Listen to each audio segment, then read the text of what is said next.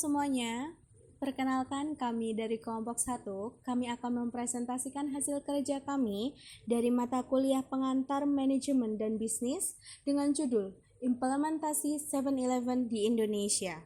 Sebelum ke topik dan materi, izin perkenalkan kami, saya Anastasia Giovanni Aryastaningsih dengan NIM 2310112000406 dari kelas 01 SKM 002 dan saya dibantu oleh rekan saya 3 orang.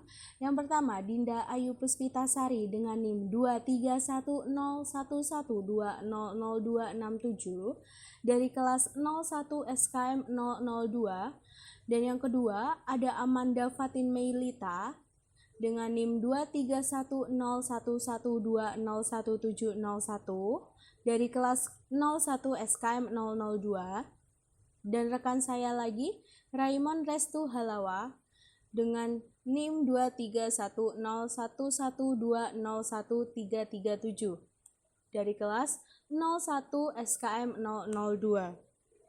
Sebelum kita ke materi, kita buka di slide ketiga ini.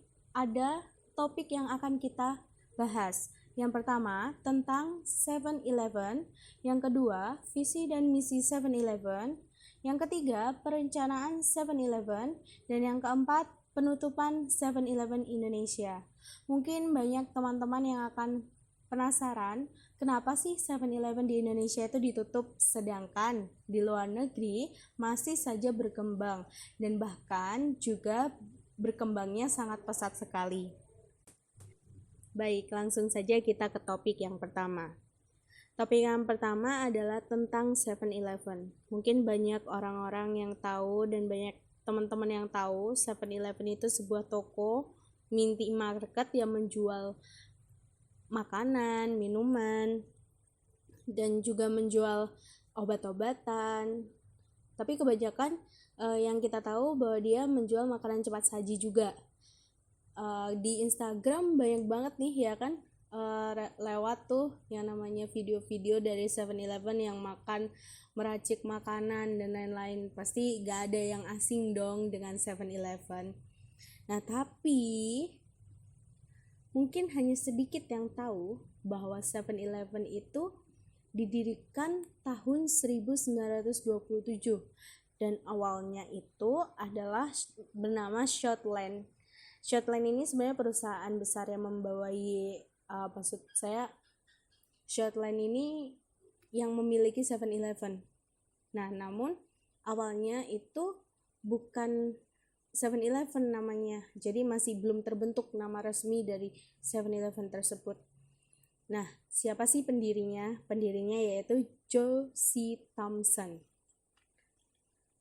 Josie Thompson inilah yang mendirikan 7-Eleven dan berdirinya di Amerika, tepatnya di Oak Cliff, Texas. Lalu di tahun 1946 mulailah menggunakan nama 7-Eleven.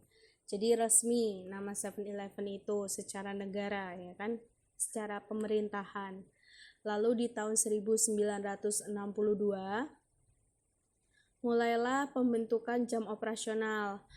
Awal berdirinya 7-Eleven, jam operasionalnya adalah 24 jam. Namun di tahun 1962 jam operasionalnya diubah menjadi jam 7 pagi sampai jam 11 malam. Lalu di tahun 1991 saham Shortland ini dijual kepada Ito Koyuda dan merubah namanya menjadi Shortland Incorporation. Jadi sahamnya itu dijual ke Ito Koyuda. Jadi Ito Koyuda ini orang Jepang. Nah, tapi di tahun 2005 akhirnya diambil alih sepenuhnya oleh Seven & Holding Co. Ltd. dan menjadi resmi milik Jepang. Jadi udah awalnya Amerika berubah menjadi Jepang. Lalu tahun 2009 7-Eleven ini mulai masuk di Indonesia. yang dibawa oleh perusahaan PT Modern Putra Indonesia. PT Modern Putra Indonesia ini adalah anak dari PT Modern Internasional, yaitu distributor Fujifilm di Indonesia. Dan di tahun 2014 resmi memiliki 36.000 cabang di 18 negara. Jadi 7-Eleven ini sudah merambah kemana saja. Jadi seluruh negara, hampir banyak negara memiliki 7-Eleven, terutama negara yang maju kayak Amerika, Jepang, dan negara juga berkembang ada, di Thailand juga ada, di Korea juga ada. Nah, di tahun 2017 Indonesia mengalami kebangkrutan. Jadi bukan Indonesia sih, 7-Eleven-nya mengalami kebangkrutan di Indonesia.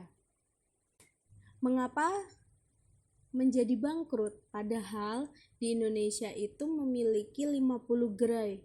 Bayangin saja, 50 gerai itu tidak sedikit ya, bisa menyebar di Indonesia.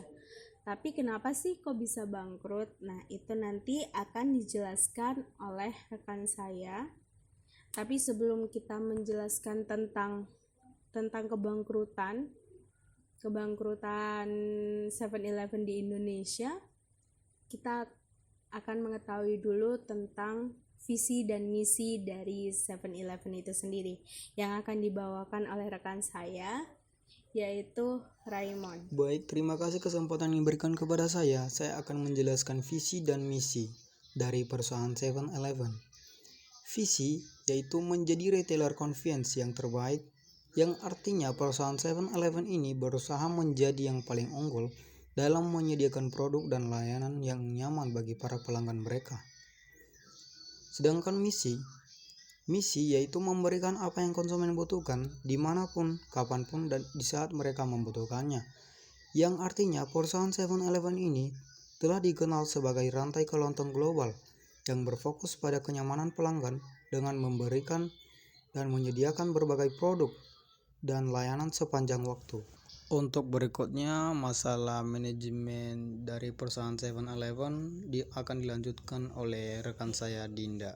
Baik, terima kasih. Seperti yang sudah kita ketahui, visi dan misi dari 7-Eleven yang sebelumnya sudah dijelaskan oleh rekan saya Raymond, lalu perusahaan ini melakukan perencanaan manajemen untuk mewujudkan si visi misi tersebut. Yang pertama, membangun di tempat-tempat yang strategis. Strategis di sini, 7-Eleven mendirikan di dekat-dekat sekolah, kantor, universitas, dan pusat-pusat yang mudah dijangkau oleh masyarakat, sehingga dapat meningkatkan daya beli masyarakat. Yang kedua, menjual berbagai macam produk. Seperti visi misinya, 7-Eleven akan memberikan apa yang konsumen butuhkan dimanapun dan kapanpun mereka membutuhkannya. Dengan melakukan perencanaan inilah, konsumen dapat merasa terpenuhi atas apa yang konsumen butuhkan. Banyak yang memaknai bahwa pembeli adalah raja. Dari sini, 7-Eleven memberikan pelayanan terbaiknya agar konsumen merasa nyaman berbelanja di 7-Eleven. Sebaik apapun kita melakukan perencanaan, setiap bisnis pasti akan ada resikonya. Sekecil apapun resikonya akan selalu memberikan dampak pada bisnisnya, terlebih saat perusahaan tersebut tidak dapat memanagenya dengan baik. Selanjutnya, kita akan membahas beberapa hal yang mengakibatkan 7-Eleven ini ditutup. Yang pertama itu karena tidak sesuai dengan undang-undang. Saat itu, pemerintah Indonesia memutuskan bahwa kepemilikan waralaba minimarket harus dari pihak lokal. Sedangkan 7-Eleven ini pemiliknya merupakan orang luar negeri yang sudah tentu tidak sesuai dengan peraturan tersebut. Yang kedua, kurangnya sumber daya untuk mendanai operasional. Lagi-lagi karena peraturan pemerintah itu sendiri. Pada April 2015, Menteri Industri melarang penjualan minuman beralkohol kecil di retail modern, di mana yang menjual minuman tersebut harus menyumbang sekitar 15% dari total pendapatannya. Dan pada tahun tersebut juga terjadinya pelonjakan harga sewa tempat, di mana kondisi tersebut membuat banyak gerai ditutup, termasuk si 7-Eleven ini, karena tidak mampu membiayai operasional. Yang ketiga itu daya beli masyarakat melemah sejak 2015. Menurut Badan Riset, terjadi penurunan ekonomi di Indonesia pada tahun 2015 dan anjloknya konsumsi rumah tangga, sehingga membuat daya beli masyarakat itu menurun sejak 2015. Teman-teman bisa lihat grafik yang ada pada slide PowerPoint. Si 7-Eleven ini mulai dari 2015 itu mengalami penurunan, sehingga memutuskan untuk tutup di tahun 2017. Pembahasan selanjutnya akan dijelaskan oleh rekan saya Amanda. Kepada Amanda dipersilakan. Baik, terima kasih sebelumnya. Jadi seperti yang dijelaskan oleh Kak Dinda, manajemen yang diterapkan 7-Eleven sebetulnya sudah sangat bagus. Namun di Indonesia penerapannya masih kurang dan akhirnya muncullah ancaman bagi perusahaan retail 7-Eleven ini. Seperti yang bisa kita lihat di sini, ada persaingan ketat. Jadi 7-Eleven banyak mengadopsi model bisnis restoran yang menyebabkan kuatnya persaingan dengan restoran cepat saji lainnya dan penjual makanan tradisional yang saat itu sedang marak-maraknya. Konsep mudah ditiru. Jadi 7-Eleven punya konsep inovasi yang unik. Tapi sayangnya konsep-konsep mereka sangat mudah untuk ditiru oleh perusahaan-perusahaan lain. Harga yang tinggi. Nah, ini mungkin menjadi salah satu alasan yang membuat 7-Eleven itu sendiri akhirnya tutup. Dilihat dari rata-rata konsumennya, 7-Eleven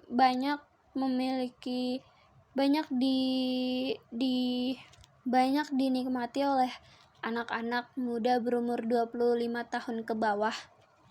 Dan banyak dari mereka yang hanya membeli satu produk untuk bisa menikmati fasilitas-fasilitas yang disediakan oleh 7-Eleven itu sendiri seperti jaringan internet gratis. Hal itu yang membuat mereka jadi betah buat berlama-lama di 7-Eleven, dan mungkin itu juga yang membuat 7-Eleven akhirnya tutup. Dari penjelasan rekan saya Kak Dinda tentang penutupan 7-Eleven, penerapan yang menurut kami seharusnya dilakukan 7-Eleven adalah lebih ditingkatkan dalam menyesuaikan resiko perkembangan lingkungan, zaman, kebiasaan, masyarakat, dan aspek lainnya yang berubah-ubah setiap waktu. Segitu saja dari saya. Lalu setelah ini akan dilanjutkan oleh Raymond yang akan memberikan kesimpulan dari presentasi. Baik, terima kasih teman-teman. Seperti yang dijelaskan oleh rekan-rekan saya tadi, saya di sini akan menarik kesimpulan. Kesimpulan yang bisa kita tarik dalam perusahaan 7-Eleven ini, walaupun perusahaan ini jumlahnya sangat besar, yang tersebar dalam 18 negara dengan visi misi terbaik sekaligus, namun di Indonesia perusahaan 7-Eleven ini ditutup dengan beberapa alasan, tidak sesuai dengan undang-undang, dan disertai dengan ancaman-ancaman. Jadi saran saya, setiap bisnis pasti ada risikonya. Sekecil apapun risikonya akan selalu berdampak pada bisnisnya. Maka dari itu, kita harus bisa membuat manajemen yang baik untuk menangani setiap risikonya. Baik, mungkin itu saja yang kami bisa jelaskan mengenai implementasi perusahaan 7-Eleven di Indonesia. Semoga penjelasan tentang kegagalan perusahaan 7-Eleven ini sudah cukup jelas. Sekian presentasi dari kami ucapkan terima kasih.